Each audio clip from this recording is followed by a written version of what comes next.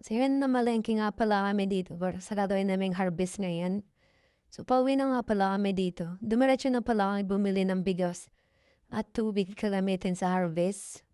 So kasama ko dito sila Ramil, kapatid ko at mother ko. Pagdating nga pala namin dito sa bahay, agad-agad sila nagbaba ng banyera at ng yelo para gamitin.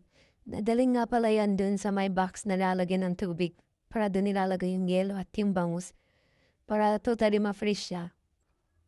Ito nga pala sumusuba na yung mga bangus. Bali sasaklitin na pala o lalambatin para papatayin na tsaka ilalagay dun sa may box.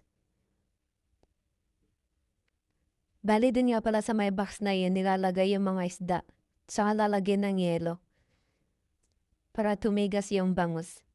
So ito nasaklit na nga pala or nalambat na. Bali ipitin na lang ito para patayin. As pagkapatay sa kanila ilalagay din. Bali lalagay nga pala siya din sa my box. Tapos na nagkarabid na kami ng ilaw para in case na magabihan makikita natin mga ginagawa natin. So ito nagabihan na nga talaga. Kinaklase na or inihiwalay na yung malilit at malalaki. Tsaka kinikilo. Tsaka nilalagyan ng yelo para ihila dun. Then dadalhin na dun sa bangka. So yan, pagkalagay nga pala sa bangka, pagkatapos natin dito sa pagkaklase, didiretso na nga pala yan dun sa fishport. Din nilalagay sa truck, din didiretso na nga palang ibiyayan sa Dagupan. Thank you for watching.